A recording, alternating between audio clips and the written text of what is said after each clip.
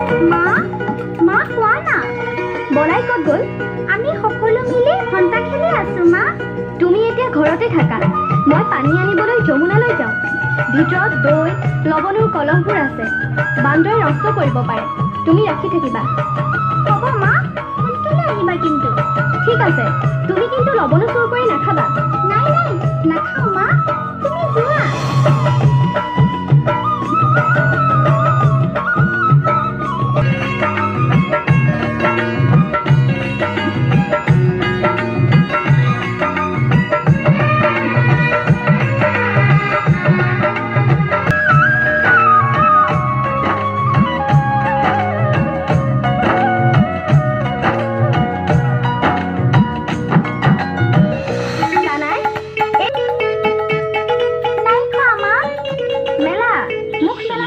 বিৰোধিতা কৰিব বিচাৰো, মোক সহায়ৰ প্ৰয়োজন। মহাৰাজ, কৃষ্ণৰ ঐশ্বৰিকতাৰ বিষয়ে আপুনি নিশ্চয় শুনিছে। তেনেস্থলত এই সকলো হল লৌকিক গল্প।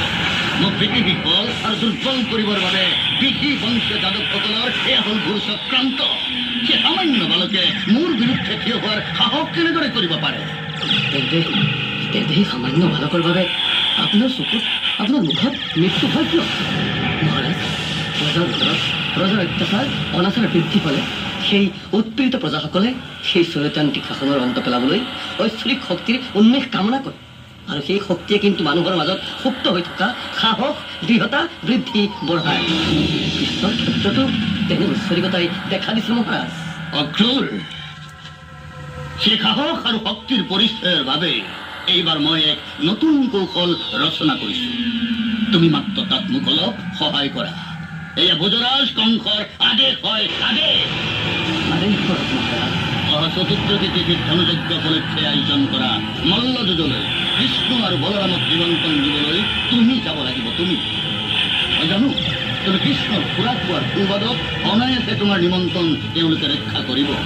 আৰু সেই মল্লযুঁজটি মোৰ বীৰ যোদ্ধা চানু আৰু মুষ্টিকে কৌশলেৰে মদমত্ত হস্তি কুবলৰ সহায়ত কৃষ্ণ বলৰামক বধ কৰিব, আৰু সেয়ে হ'ব মোৰ মৃত্যুদূতৰ উচিত শাস্তি।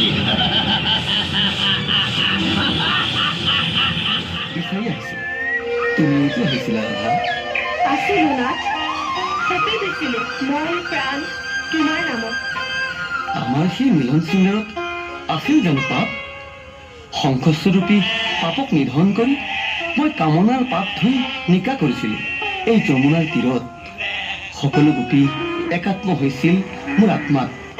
সেয়া আছিল অনংগ কেল, য'ত তুমি আমি সকলোৱে কাম জয় কৰিছিলোঁ।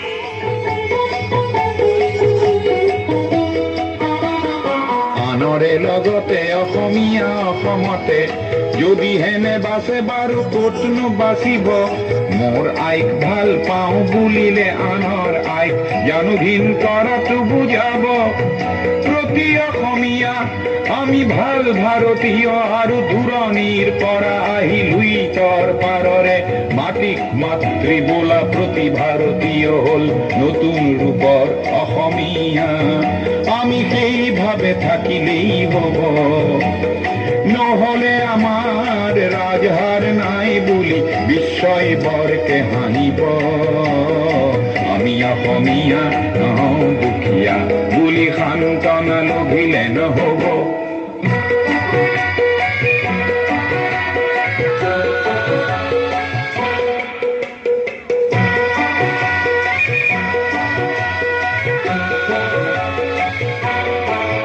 বিশ্ব প্ৰেম বিনন্দিয়া বুলি অনুভৱ কৰা প্ৰতিজন অসমীয়া, তুমিওতো জানা এটি কথা।